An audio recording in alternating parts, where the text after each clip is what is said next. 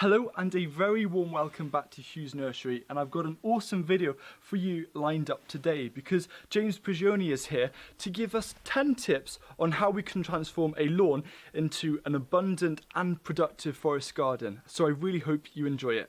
What's going on, growers? It's James Prigioni coming to you live from the US. I'm excited to bring you this one today and thankful for the opportunity to do a collaboration with my friend Hugh over at Hugh's Nursery. I think I've been watching Hugh's channel for over 5 years now, so to be able to come together is truly a blessing. I hope you gained some value from this video and maybe learned something new. Let's go! Right now, I'm in my food forest garden, surrounded by all different kind of edible plants and also functional ones. Everything in this garden has a purpose. To the untrained eye, it may seem messy, but it's all by design. Like I said, this is a food forest. We look out at nature, at a natural forest, and copy it. So today, I want to show you how you can go from a lawn to a food forest in 10 tips. The first tip to turning your lawn to a food forest is choosing the right site and to know your zone. If you're like me though, and you don't have a lot of space, you've got a small allotment, then you might only have one place to put it. But if you can choose, I would say a good location is an area where you can get the most sun.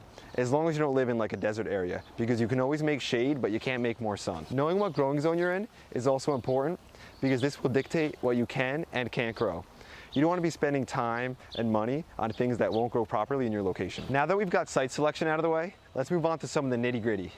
Number two is to realize that you're creating a system.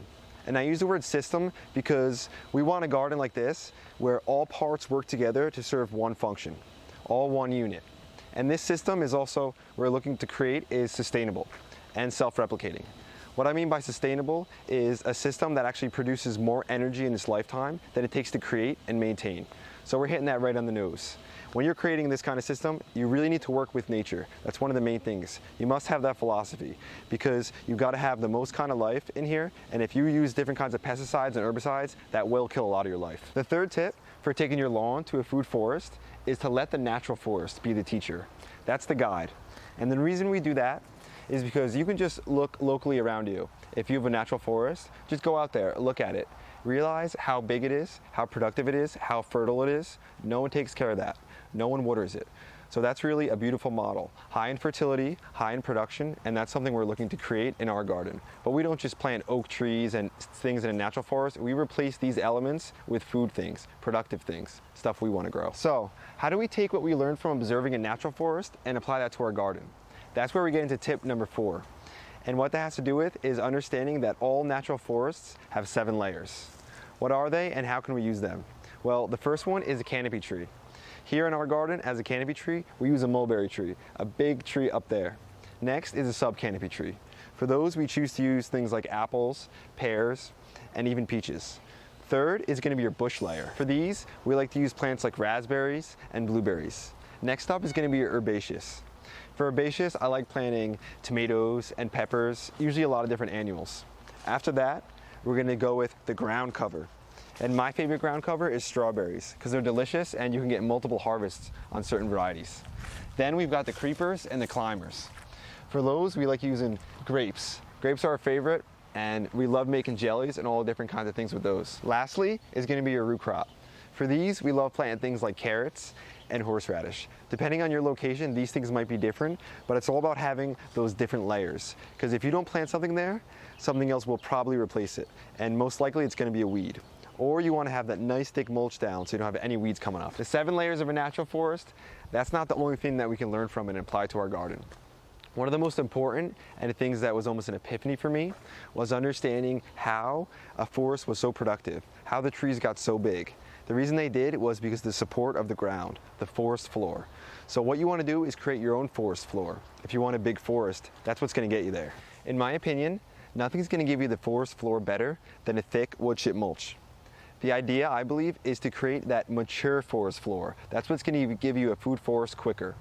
In the past, I started off by just growing annuals, trying to successively use annuals to fertilize the area where I wanted to grow a food forest, but then I realized that's not the way to do it. You want to use the wood chips. A lot of these wood chips are basically, 30, 40-year-old trees, and all that solar energy condensed together, we're putting that down, that's fertilizing the ground.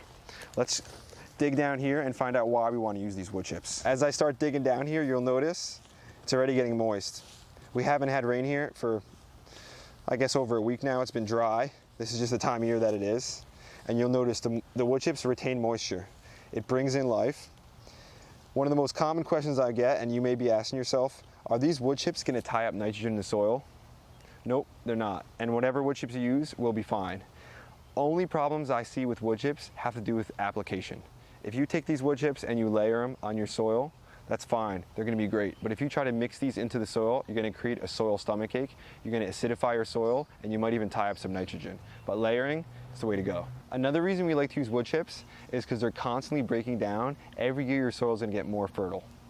One thing you might wonder though is it going to tie up nitrogen? Like I said, it's all based on application, so you don't have to worry about that. What's actually going to break down your wood chips are going to be the fungus. The fungus are truly the teeth of the forest. So these wood chips are going to create a heavily dominated fungal soil. Trees, woody species, love fungal dominated soil. And our plants, like our herbaceous annuals, they like more of a bacteria dominated soil. The sixth tip to starting a successful food forest has to do with you. It has to do with doing your research locally, which is very important. You need to find out what trees do well where you live. For instance, in my location, pears do excellent with no help at all. So I make sure that pears are foundational in here to make sure I always get a good harvest. Next is to choose trees that have good disease resistance. So for instance, I live in a location in New Jersey where we have high humidity. Because of this, we can have issues with peach leaf curl. So I make sure when I order varieties that I get ones that are disease resistant to peach leaf curl. This will automatically put you ahead of the game and could very much save you 5 to 7 years. The seventh tip is to buy bare root trees from reputable companies. I know it's tempting to go to a local big box store to get like a Red Delicious or a common tree that they have locally that's potted, that's big, that looks like it's gonna fruit maybe even this coming year. But in my opinion, please don't let those things deceive you. A lot of times those trees are not taken care of well, and they're often root bound because the people taking care of those trees, they're not specialized like those people at your nursery. So again, a reputable company, bare root, that'll save you time too. The eighth step to starting a successful food forest has to do with learning proper pruning techniques. The reason for this is because once you put your trees in, your bare root trees, if you use proper pruning techniques, this will help you get your tree larger and to production even quicker. And also, even things like raspberries, if you know proper techniques, this will boost your production heavily. So right here, I've got a young peach tree, one that I just put in last year. This is bare root, and when I planted it, I pruned it down heavily. Now, it allowed it to focus on the root, and now after the roots have been big, healthy, good growth, the top's looking excellent. This is a tree we're hoping for big things in the future. Because it's disease resistant, we pruned it correctly, and we also planted it correctly. Right now, I'm standing in this section. This is a new food forest. I just put this in the fall. You can see we've got the wood chips thick. We put bare root trees in, we put the right varieties in. And this food forest, I believe, is going to be even more successful than my previous one because I learned so much from it. One thing I want to encourage you guys about is to learn from every mistake. There are no such thing as failure because with every failure comes with it the seed of an equivalent success. The ninth step to starting and growing a successful food forest is to observe, to refine, and to react. You'll notice that when you grow a garden like this, it's never ending. You don't just put it in once and it's done. Instead, every time we're going out here, we're learning something new. Maybe we're adding something. It could get a little expensive if you want to do it all in the first year, especially if you want to get the good varieties. One thing you'll notice we didn't talk too much about is plant spacing. That's really a personal preference. If you have enough space, I suggest giving trees basically as much space as you can give them. You can always fill the areas in between. But one thing we do like doing is overplanting. This way we can always take things out. For instance, if you plant 3 fruit trees where one person would plant 1, 5 years down the road, if only one of them looks good, you're right. You can get rid of 2, you still got 1. But if you only planted that 1, you're stuck with it. Observation can be one of our greatest tools as a gardener, but it's something that takes time to actually learn. You've got to get out there every single day. If you possibly can, I suggest walking your garden maybe twice a day, getting a feel for everything, because your plants will communicate with you.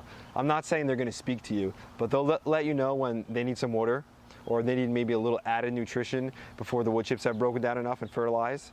So going out there every day, learning how to observe is important. And once you develop that skill, you'll be able to walk out to your garden, know immediately if something needs to change or not. Because before you change things, you must exercise patience. The 10th and final step is to have faith and persistence. You must have faith if you want to go from something like a lawn like this, like the whole backyard was, to a 1-year-old food forest, and then into a 6-year-old one, high production. That's not going to happen overnight. That's why you need the persistence and that faith. The first year, you can see, we're getting a lot of annual production. We're not getting huge fruit production. But the persistence of sticking with it every year and having faith that it will work is huge, because like I mentioned before, every year your ground will get more fertile. Your fruit production will get higher, because this is a perennial system. Having a perennial mindset in the form of gardening is something that's going to save your back and that's going to support you more every year as you get older. If you're interested in this form of gardening and you want to start your own food forest, I've got actually a whole series, phase 1 through 7, and it's continuing, of how to start a food forest. Exactly how we put this one in here. And you don't need a lot of space to start a food forest. You can even start a small one. It's all about kind of working with nature, looking at a forest, and let that be the teacher, learning from that. That's today's video, growers. Thanks for watching. I hope you enjoyed it. I just wanted to thank all of you from the bottom of my heart for taking the time to watch this video. And I also want to thank Hugh for giving this opportunity. It is so much fun. If you haven't noticed, gardening is my passion. Not only gardening though, this form, food forestry, this is what I live to do. And to be able to bring you my passion, I just feel honored. So thank you so much. If you enjoyed it, hit the subscribe button on Hugh's channel, because I know he's always putting out good content. Check out our channel too, the gardening channel with James Prigioni. Hit that subscribe button on both. Hit the notification bell so every time we upload, you guys know. Check us out on Steam It too, because we love posting on there. I hope I get to see you all soon. James Prigioni, peace out.